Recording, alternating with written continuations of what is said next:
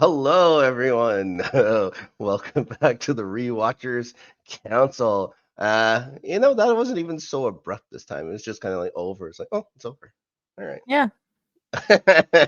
uh, uh, Again, thanks for watching us. We have the Dark Age coming up. Adelia, how are you? I'm doing okay. Snark, how are you? Ah, not the not the best weekend for me, but I'm happy to be talking some damn Buffy the Vampire Slayer. I can tell you that. Now, Mm-hmm. let's get right into it. 'Cause like I said, I wrote a lot of notes. I don't know why I even wrote so many notes, but I wrote a bunch. I did like the episode though. This is a good episode. I did like Uh, the episode too. yeah, the original air date, November 10th, 1997, as everyone remembers.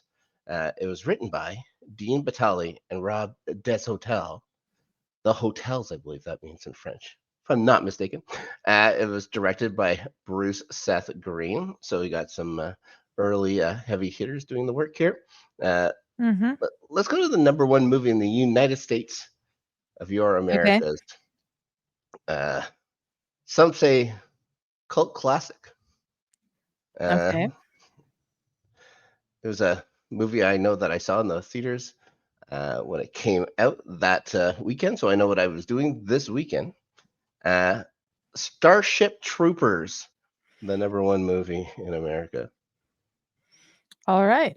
It's only a week at number one. An odd one. Yeah. Would you like to Yeah. know more? That's all I remember saying. Would you like to know more for everything? Oh my god. The number one song in the US, guess. Everyone knows it. Candle in the Wind. Number one song in the UK, Barbie Girl, Aqua. There we go. The number one song in Canada, and I've said things about a certain number of songs going to number one. I don't understand it. Not Mm-hmm. only does this song go to number one this week, it remains at number one through the end of the year. Okay. You're thinking this song must be an all time classic, right? By the way you're preparing this, I don't think it's going to be. The song, first of all, if you take a whiskey drink, you take a vodka drink, you take a cider Oh drink, my god. it's Tub Thumping by Chumbawamba. Number one in Canada. I believe it's for 8 weeks. That's crazy. We should have had to given up our seat at the United Nations or something like that. That's terrible. Tub thumping. They're not even Canadian. They aren't Canadian. Like, does it No. go to number one anywhere else? I don't know. Maybe in the UK where they're from. Like maybe. Like I tub know. thumping. We must look Bizarre. this up now. Yeah, Tub it thumping. is. Yeah. Canada hasn't always had the best record for a lot of things. We've Yeah. done some good things, like the Canada Arm and According to Michael J. Fox. Wikipedia, Hmm. it topped the charts in Australia, Canada, Ireland, Italy, and New Zealand. Yeah, yeah. Sure. That's like the Axis powers when it comes to music now. Awful. Anyways, geez, Canada, 8 weeks. All right. The DVD summary. Uh, Giles' past comes back to haunt him when a demon he and Ethan Rayne summoned in their wild days comes looking for them in Sunnydale. That So sorry, sounds about right. yeah, it's about right. That's nothing wrong with that. All right. So we're gonna start. It's Sunnydale High at night, and a British guy asks the janitor there uh, for Rupert Giles. The guy says, like, Rupert Giles, that's our librarian. He's like the Yeah. next building over, How first many door on the right. buildings are at this high school? This is a massive campus for a town I that has nothing. A town that has I nothing. went to a high school in a suburb of Denver that Hmm. had over 3,000 students, and we had one building. So how many students are at this high school? This is bananas. This is a bananas thing.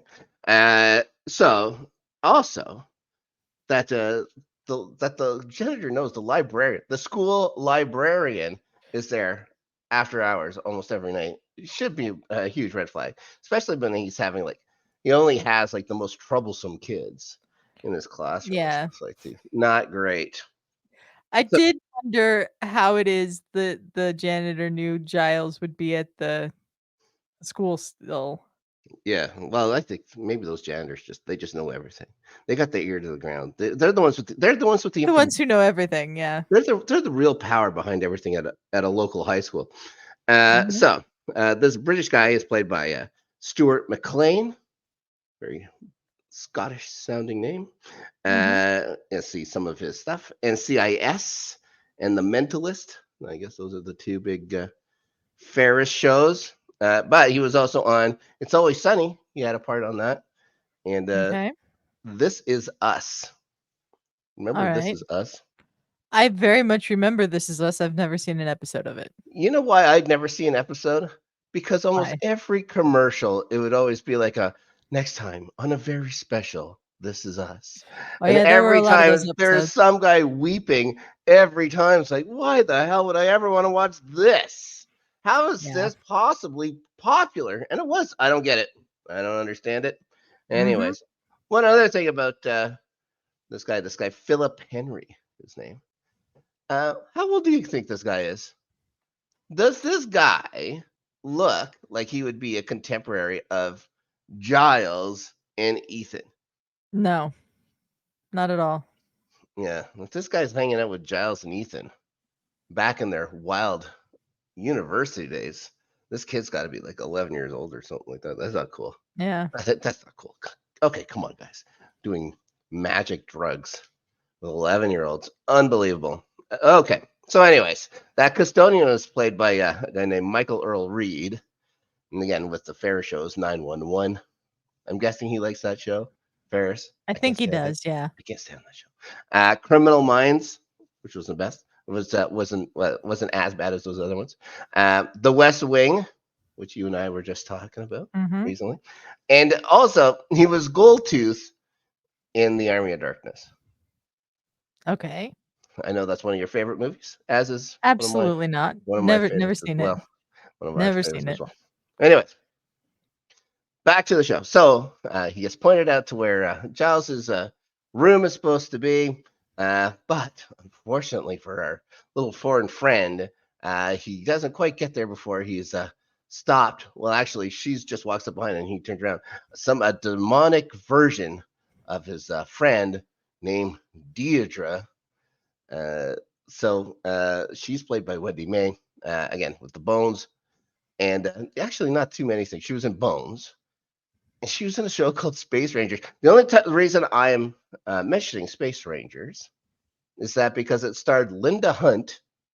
If you don't know who that is, she won a Academy Award for playing a male character in I can't even remember that movie, something 92 or the Killy Fields or something like that, maybe something like that, or the Year of Living Dangerously, one of those two. And Buddy Hackett, and Linda Hunt in a science fiction television show in the The 90s. Year of Living Dangerously. That's it. You're a living danger. I think I got it on the second track. So, anyways, Phillips then starts running for the door. The door for Grouse's like the library says classroom building / library. That's weird. That is weird. And to have it outside, and that door is awfully small. That is Very not a small. large. That wasn't a big door. Considering all the windows and everything else this thing has going on, it has just like that little thing. Outside, it's like, oh, all right, fine. I don't remember anybody ever using the outside door for it either, but whatever. He starts banging on the door, but he can't hear anything. Over Buffy's what is it? Electronic. I don't want to say it's like Techno. industrial. Yeah, maybe it's a little early techno or something like that. Yeah. Of course, Giles showing his age, calling it a series of noises and stuff like that. It can't be Yeah. music. I watched this episode with a migraine, and when we got to this, I was not happy. Yeah, no kidding. At least there was no flashing lights during it. Yeah. Yeah. So, unfortunately, yeah, they don't get him in time, and they don't hear anything. Deidre, of course, strangles. If anyone's gonna die on Buffy the Vampire Slayer, strangulation is a good bet. And then after that, Deidre just turns into a blue goo soup. Yep. I was like, what Oh, is happening here? right. mind you, this is in the middle of the courtyard. Seems the school campus. All right, let's keep that in mind for a minute. Mhm. Then we see what Giles have. What seems to be some prophecy dreams. Yeah. Similar to what Buffy, like those first episodes of Buffy. There, the gang over at school are playing a game of Anywhere But Here. Then they're setting up how Giles is always like a stuffed shirt. He was always a huge fuddy duddy and stuff like that. If you had to play a game called Anywhere But Here, where would you be? I have no idea. I'd probably say, I don't know, somewhere all by myself. That'd be nice for a little change. I Yeah. have no idea where. I don't know. I like it being where I am, I guess. So, anyways, Giles then tells Buffy, for the first time, mind you, that it's a blood delivery day at the hospital. So maybe they should go. Like she's been there for now over a year. Yep. Let's go protect the blood delivery. It'll be there at 8:30, so don't be late. It's like, okay, whatever. Jenny comes by. She reminds Willow that she's helping the dumb kids with extra credit with this computer class she has going on Saturdays, and of course springs it to Xander that he's in that class. Oh, Yeah. but not to worry. So is Cordelia, who I thought was Mhm. smart in these things. She usually gets by in school, but turns out they're the only two in the class. Like what? She Yeah, had that was very weird to me. I was expecting there to be other students when we got to that. Yeah, that didn't make any sense. Anyways, No. so And we knew from one of the very early episodes that Cordelia is not adept at using a computer well, yeah, with the, there's delete, deliver. the deliver button. Xander says, "Ooh, gang, did you hear that? A bonus day of class plus Cordelia. Mix in a little rectal surgery, and it's my best day ever. Rectal surgery Yeah. would be fun." Anyways, Giles and Jenny walk off. She thanks him for the romantic Forster book. So I'm imagining it's a room with a view, right? I can't think of too many. I don't think Howard's End or anything would be a huge romantic book. No, I think it'd have to be a room with a view. Yeah. So he says Giles says, "Oh, it was my father's. This is father's room. I don't know. I just think that his father would be the one that owned a room with a view, but Yeah. that's just me. That's just me. I never owned it. I know my dad didn't own it. My dad owned books about Robin Hood or something. I don't know. So, The anyways, only book I know that my dad ever owned besides manuals on how to use a ham radio operation is, Lee Iacocca's autobiography, the oh guy that my used to god. run, like, Oh, Chrysler in yeah. Detroit. Oh yeah, I grew up in the '80s. I know Lee Iacocca. Uh, We might have viewers who have no idea who Lee yeah, Iacocca Lee is. Iacocca's great. Yeah, that'd be an interesting read. Uh, let's see, yeah, my dad would be like spy books and stuff like that. The Man Who Came In from the Cold and Yeah. all those kind of things. My dad's Uh, not a reader. oh yeah, well, I didn't. Yeah, mind you, I never saw my dad leaf through one page of those books, but those are the ones he owns. So, she starts joking about defacing it. He starts going, "Oh, it's a first edition and stuff like that," and then she's like, "Oh, I'm just Oh, yeah, joshing you." turning over the corners of the Yeah, pages. and then start She is a underlining. monster if she Yeah. does that. I know she didn't do that to that first edition, but anybody that turns over the corners of pages in a book is a monster, I'm sorry. I had like a dog earring or something. I can't remember. Yeah, Then dog ears. underlining, and then she says spills coffee and stuff on it. It's like you can see him just shrink to Oh, yeah. nothing. Then has to He's say, like, "It was a "Oh." first edition?" Then she's, "Oh, I just like to see you squirm," and then also Mhm. calls him a sexy fuddy duddy. I think that's the first Yeah. time that sentence was ever used. Also, Mhm. they use the word squirm a lot. I started They getting off do. this, but I was not. Yeah, it was not. Use another word. Okay, another word. Maybe not squirm. Anyways, Giles then goes back to the library. There's met by some cops. One cop is named, or the detective, I guess, and her name is Detective Winslow. I just added her because her name is amazing. Carlise Burke, like a car lease, Mhm. not like LISE, like actual lease. And then Okay. it turns out she's been in everything. She had like Okay. 165 credits on Wow. IMDb. So I just picked Good a for couple. What her. I get? Yeah, no kidding. She keeps working. Castle. She was in Curb Your Enthusiasm. She was on The League. I don't remember her from that. Bones, and I think she's currently in Abbott Elementary. So there you go, Okay. 165. Good for you, Carly's. Anyways, she tells him there was a murder on campus the night before. And of course, it's Sunnydale High School. Nobody noticed that there was Nobody noticed. a murder on There was a campus. murder on campus. Here, let's have the students come in for class. Not only that, it was just outside your door here. It was Yeah. literally right outside your door here. But it turns out the body had a slip of paper with his name on it and his address. So Mhm.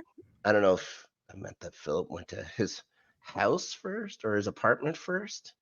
And then say, oh, maybe he's at the school at 9 o'clock at night. Or maybe it was the address of the school and they just said his name and address. Maybe. Let's not try and give the cops too much credit, though.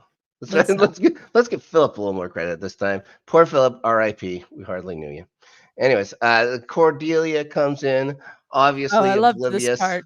oblivious to everything and stuff like that. And when she's finally, gets let in, that the police are there, she tries to get them to help her out of a ticket, which is incredibly Cordelia-ish. So Giles I then love has that she was wanting to know if there were books about computers, and then complaining because yeah, weren't computers supposed to take the place of books? that's right. That's how the 90s was. Yeah. Yeah. So Giles then goes to the morgue.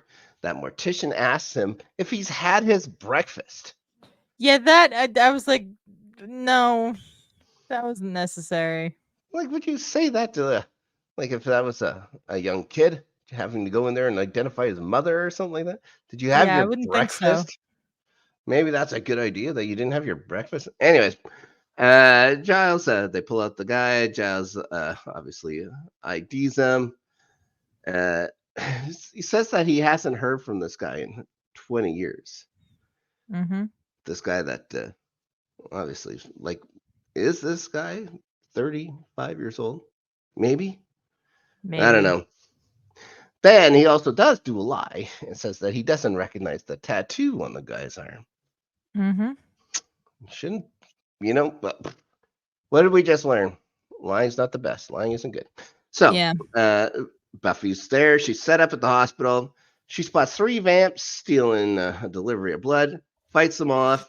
Angel comes in and helps. Buffy dusts 2 of them, and then one drives off. Vampires have Almost those. attacks Angel before she realizes it's Yeah. Angel. Also, how come so many vampires own convertibles? Yeah, Is that was Spike the question I Spike had owns too. a convertible? This guy a convertible? You figure that's the last thing they need. Yeah. Anyways, she asks. She leaves. She asks Angel to make sure that the blood goes back to the hospital.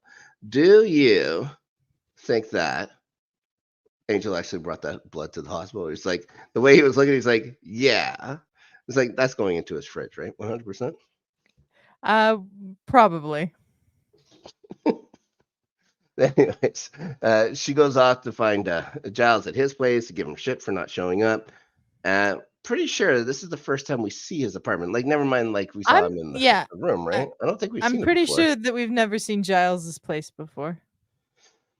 Let's keep in mind this is the same day where he says to her in the morning, "We got to go do this hospital thing." In that time, like he goes to the morgue and stuff like that, he has grown quite a bit of stubble. Yeah. Yeah, from the time he goes to the work, it's like that's whiskey he's drinking. Uh, actually promotes hair growth. So any of our follically challenged friends, you may want to look up what's it called again, Carsto whiskey or something like that. I don't know. I looked it up and it was like a blended whiskey. So you don't have to waste your time trying to find this stuff. I would also imagine that he would have had better whiskey. Just Yeah. saying. I'm just gonna say. Anyways, he tries to get rid of her. Then said he's working on something important, so she has to go. And then he decides he's going to make an early morning call to England. It's 5 o'clock in the morning over there, so that means it's 9 o'clock at night in Sunnydale. But Mm-hmm. it seems a lot later than that, I guess. Like this is only 30 minutes after Buffy had fought those vampires, which is doesn't make any sense to me, but that's fine. So he calls over there. Turns out his friend Deidre has also just died. Yeah, sorry, I found my note about the Scotch. It's Crow Marty Scotch. Ugh. Anyways, Okay. so we see him crossing off names. And there are only two left at the end. There's him and there's Ethan Rayne, who we've met before. Mm-hmm. So then, he does wash his face in the bowl in the sink or whatever and does the almost your back thing or whatever. It's like, yeesh. You get the weird music. Then cut to the next scene. Yeah. And we're back at the morgue. And poor Philip's rising from the dead. But probably not in a vampire way. He's more in a yellow-eyed demon kind of way. Then the poor morgue guy comes in. Morgue guy starts doing a roll call, it looks like, for the bodies. And I started saying, who does that? And then I was remembering, oh, yeah, this is Sunnydale. This is probably something you have to do on a regular basis. Like, let's make sure that all the bodies are still in these refrigerators. But, zombie Philip has grabbed him. Also, a naked zombie Philip has grabbed him, put a blanket or something like that over him, throws him into the refrigerator, gets locked up. Serious question for you. What would you find more scary? A naked zombie or getting locked up in that cadaver fridge? Probably the naked zombie. Okay, good. I thought you were going to say cadaver fridge. That would be easy No. to get out of. Yeah, I think you can. I'm pretty sure you can. They have latches like in fridges and restaurants to get out of. Philip got out of it somehow. Yeah, that's true. Yeah, it's not like he broke out of that thing. There wasn't like a big explosion. He also was thoughtful enough to close the door. Mm-hmm. He was raised a gentleman. Obviously, it doesn't matter if a demon has decided to take over his buddy or not. Anyways, we head over to the school, and now I guess it's Saturday morning because Buffy's come in to crash all the fun at the little computer get together with Xander and Willow and Jenny and Cordy. Anyways,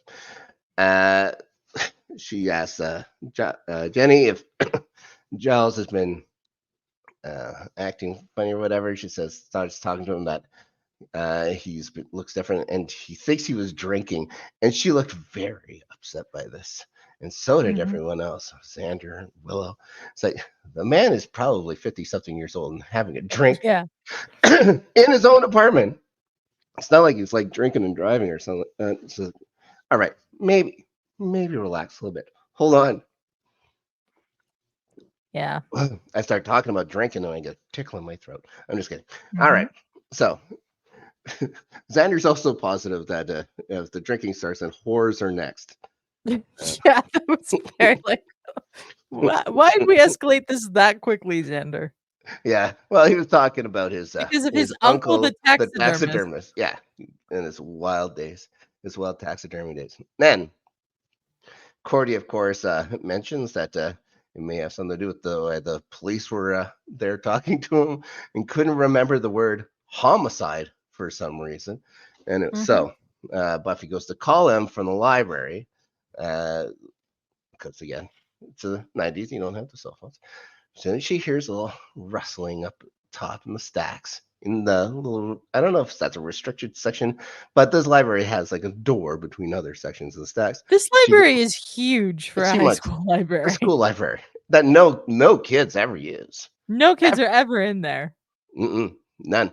So she goes up there. She's looking around. Has a bunch of books toppled down on her.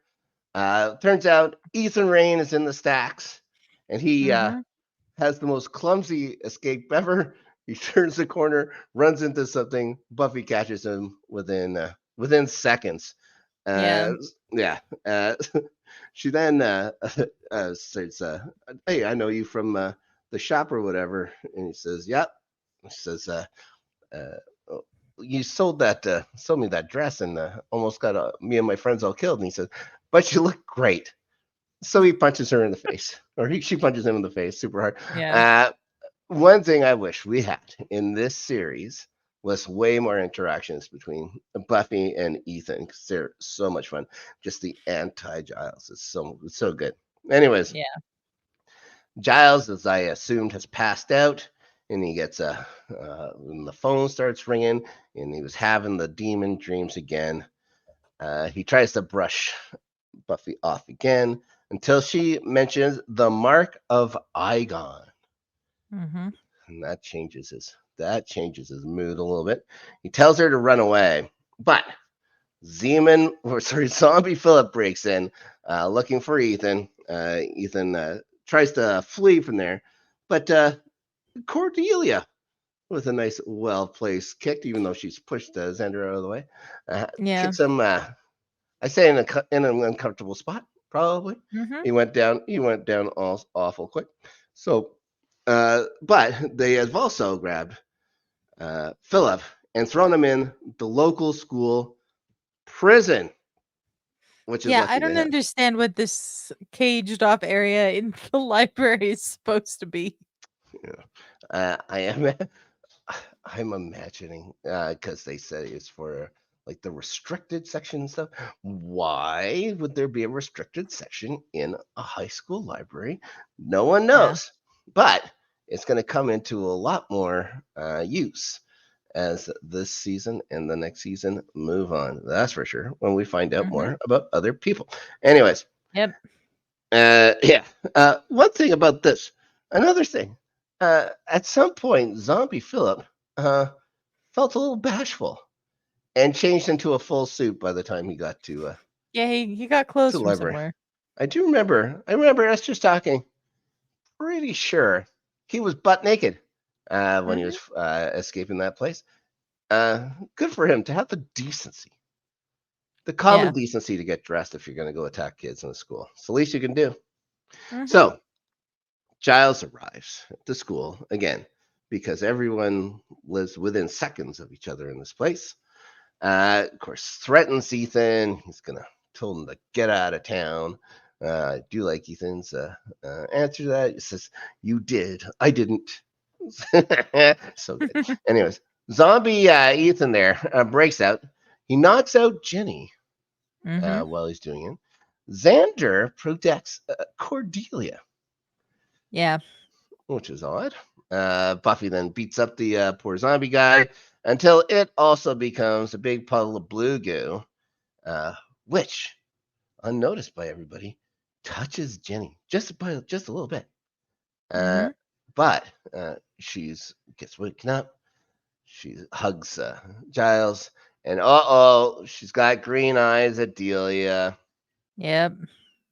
No, I know two things in this world. I Okay. know uh, it's just common courtesy to wear a suit if you're going to attack kids in a school. And also, if you got green eyes, you're probably possessed by a demon. I read about Probably. that. I read about that at school. Anyways, Giles is starting to get a little pissed at Buffy for asking about the mark of Eyghon for some reason. He then takes Jenny Mm-hmm. home. Then the gang get a researching. Xander's asked how he feels about going through Giles's personal files. He says, "I feel pretty good about that. Does that make me a sociopath? Nah." Even Cordy's helping, so she's becoming. Oh, look at her becoming a little Scooby. So Giles is back at his place, profusely apologizing to Jenny. He wants to take her back to her place because he isn't safe to be around. But she doesn't care. Now, back at the library, Willow, and this has not taken long, by the way. Willow has found Oh. out that about the mark of Eyghon. It can only exist by possessing an unconscious host, which temporarily makes you stoned with the power. Yeesh. But if the ritual is not followed right, he possesses the body forever. She then reads it can also possess the dead for a short while, and then the body breaks down and it has to go into the nearest dead or unconscious person, which Mm-hmm. seems like there's a lot of rules for this thing. It Um, does.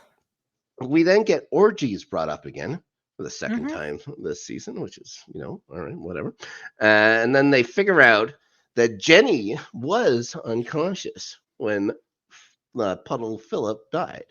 So they've already figured out pretty quick.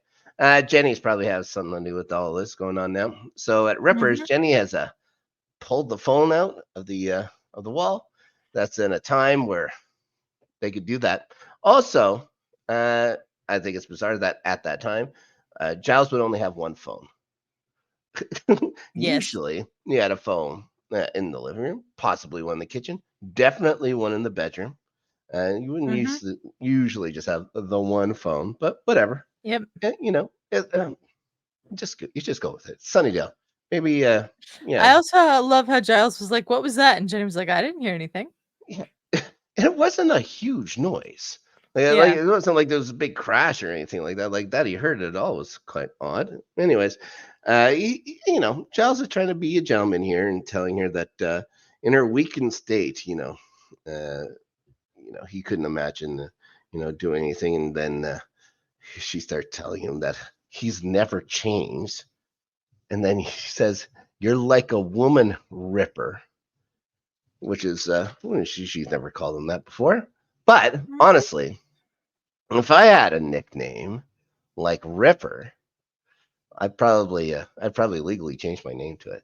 I got a nickname like Snark, that's fine. But Ripper, like Robert and Ripper, that's pretty close. Rupert, that's as close as Rupert almost. Mhm. Anyways, Jenny then says that Giles says you never deserved me, and then tells him that he's got you, and says under your skin. And it's like, okay, so yeah, we get it. She's been taken over Demon. by a demon, but here's the deal. Where's this demon from? This demon, like it was made in England, right? You'd Mhm. figure it wouldn't have a wholly American accent. Yeah, the American accent on the demon was weird.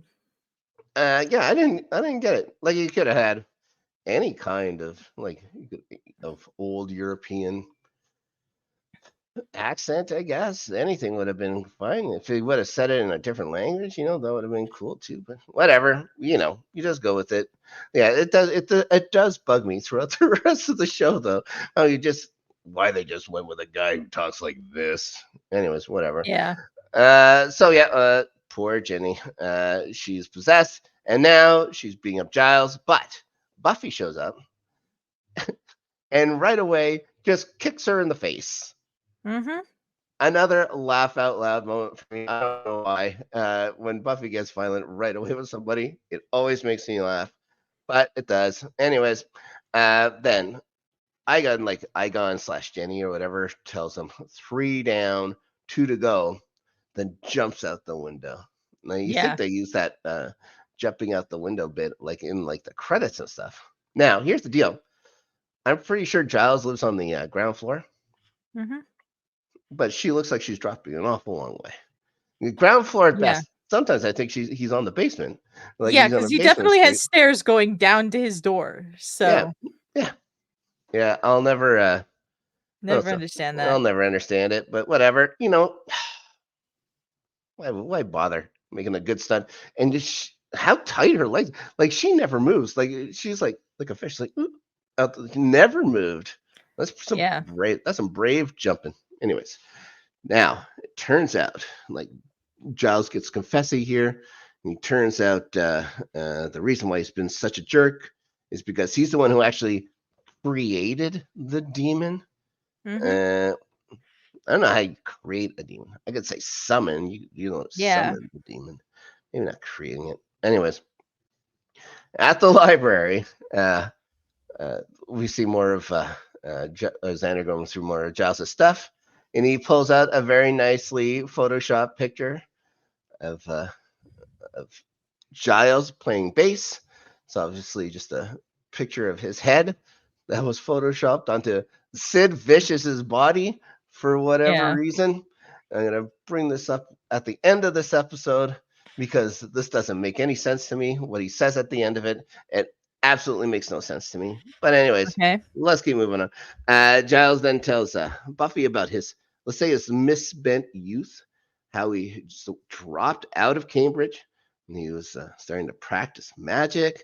Him and Ethan were summoning demons for the just for the buzz of it for whatever reason. No one just told these kids that there's marijuana around. He could have just did that. Yeah.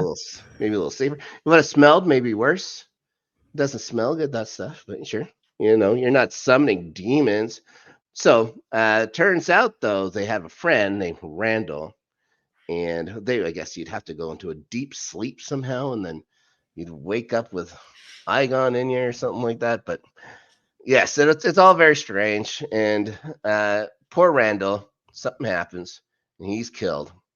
But and they didn't see Eyghon again after that until now, because it's back to finish the job. Giles just keeps apologizing like he's a Canadian, for God's sakes. Like, is that how we sound? Like when you keep saying sorry all the time, like now do I get it? Now do I get why Americans are like, all right, buddy, relax. Like, I get it. All right. So Buffy finds Ethan at the costume shop after this, and they do a little small talk. He tells her after you, and then I don't know what he hits her with, but he Some hits sort her. of something. Yeah, I don't know if it's like a wooden table leg or something like that, but it seemed Yeah. to have a little give to it. But anyways, knocks her out. Then Why Buffy was stupid enough to walk in front of Ethan drove me nuts. Yeah, maybe she just felt like no threat from this guy. He's just some old English guy. Maybe, who knows? Anyways, No threat from the guy that turned her into the fair maiden or whatever on Halloween. Come on. yes, that was a spell. Like she's Spell thinking Ethan's what? gonna rough her up. Yes, you should never turn your back on treacherous people. That's what I always say. I think that's the first time I said it, but I'm going to say it more often now that I've thought about it. She's waking up. She's been strapped down. His plan is to put the mark of Eyghon on her and then burn off his mark of Eyghon. All right. Mhm. This is going to happen in a little bit. I'm kind of jumping ahead over here, but right. I just want to say this. If you're going to burn something off of your body with acid, you'd want that be controlled, right? You wouldn't just grab a bottle of acid and say, here you go. Yeah. Because you want this area removed, right? You don't want like this. It's all gonna be hurt now. I would get like break a cup or something like that. It's like, oh, this is gonna be hurt in this one specific area. And that's it. Anyways. Yeah, that didn't make much sense either.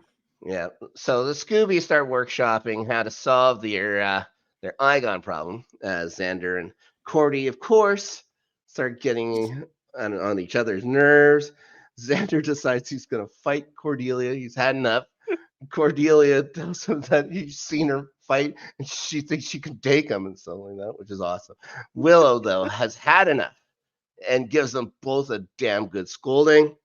So get out of my library. It's really funny. When Willow puts her foot down, people listen.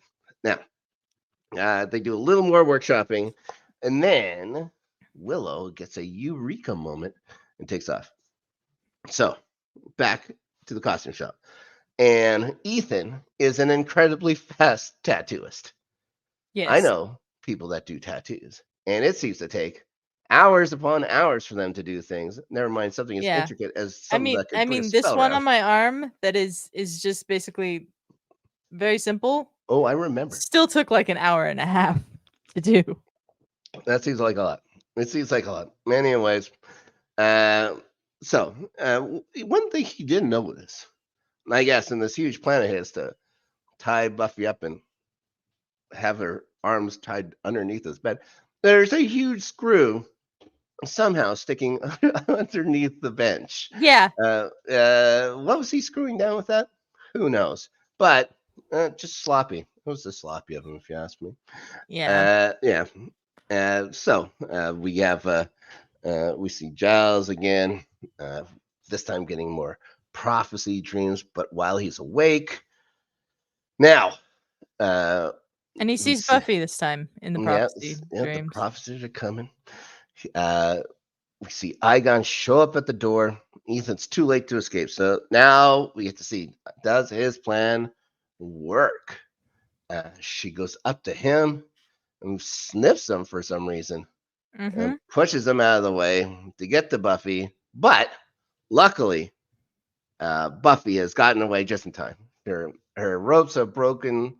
She's free to fight. And then Eyghon, though, starts getting the upper hand. But Giles shows up. He wants to sacrifice himself. And then Buffy runs over to him.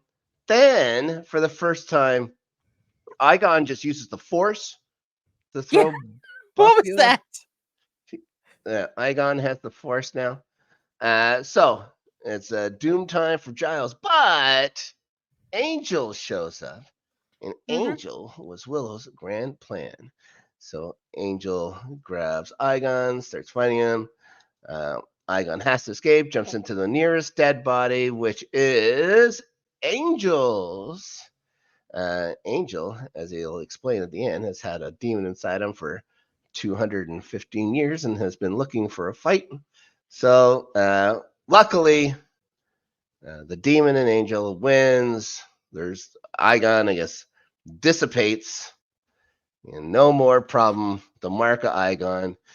Jenny is led away. So Xander saves Jenny, which is nice of him.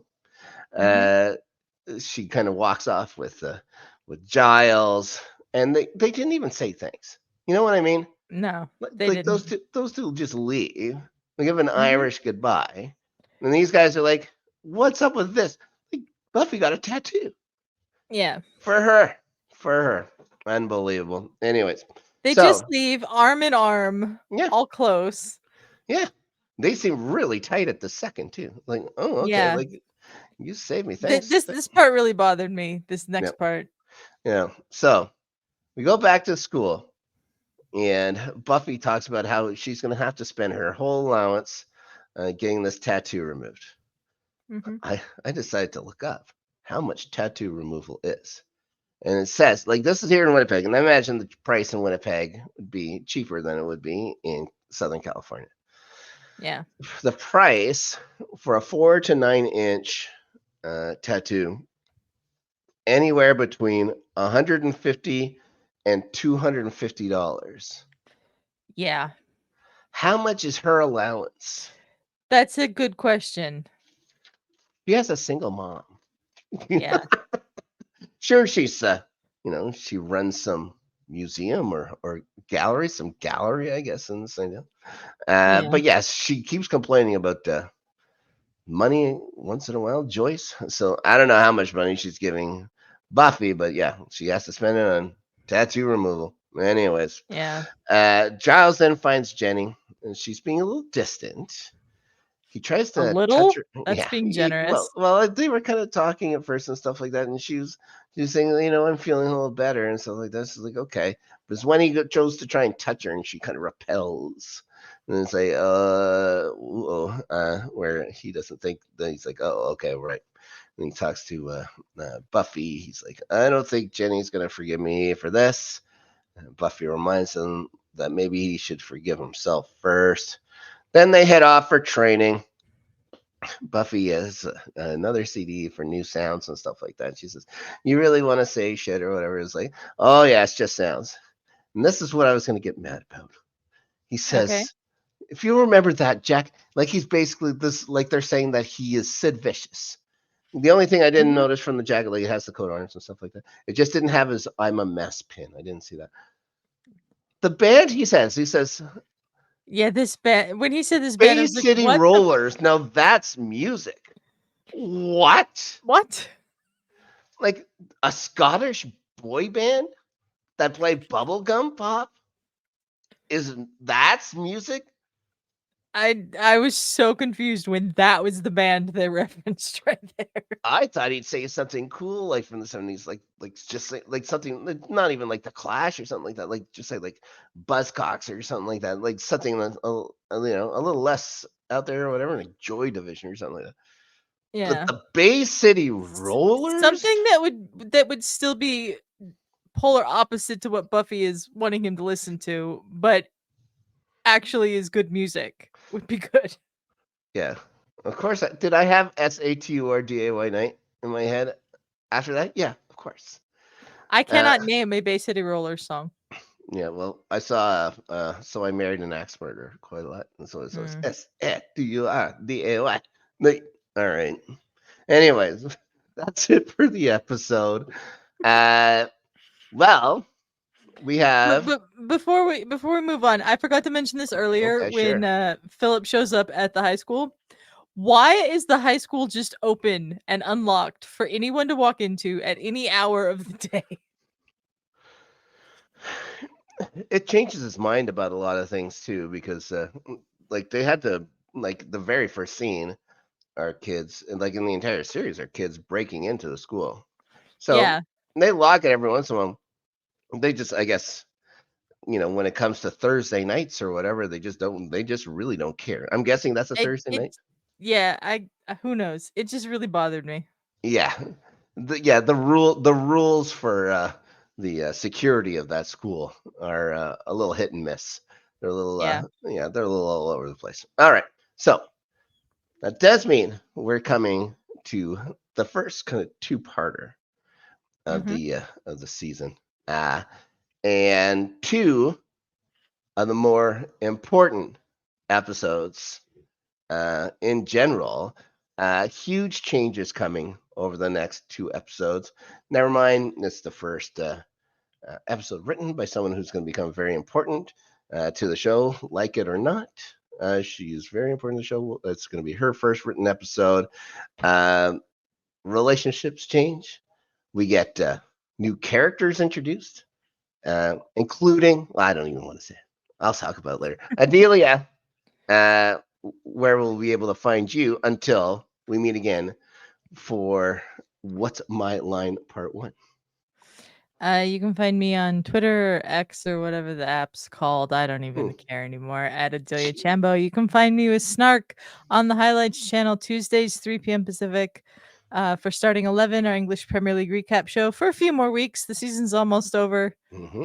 I'm kind of ready for the season to be over, and I It's a hate long saying season. that. It's It's a a long long season. season. You have skin in this. We still have skin in the game, Arsenal, and I'm still ready for the season to be over. Yeah, And of course, you can find us back here 3 p.m. Pacific every Thursday on the Entertainment Channel, doing Rewatchers Council. Links to both those channels are in the description of this episode. Please subscribe. We'd really appreciate it. sure. Let's see. LGRN after Snark weekends. We didn't do one this weekend. I'm guessing we'll do one this coming weekend. I'll find out from that goddamn Brazilian Danny coming up. So stay tuned and look out for that. Also, Playoff Beards. It's our Stanley Cup playoffs podcast. We've done one live watch along. We'll probably do another one here soon. We'll definitely be back to set up the second round. First round not going great. I'm gonna say this for me, not going Yeah. great. For my picks, Yeah. not so bad. For my picks, not so bad. But for me, not great. I'm Uh, enjoying the first round way more than I thought I was going to. Yeah, someone here was mentioning how she didn't know how a certain team was going to win more than one game. Hey, if I Georgiev remember. played the way that he played in that first game, we wouldn't have won more than one game. Terrible. At least Hellebuck's been consistently dreadful because he's letting in goals by the dozens. Anyways, watch for that. I don't think Ryan's team isn't doing well. My team isn't doing well. Only your team is doing well, and you only show up every once in a blue moon. We'll be back to talk more second round action. Hopefully, we'll get another game here in the first round, and then we'll do some more watch alongs for the second round and beyond as well. Okay.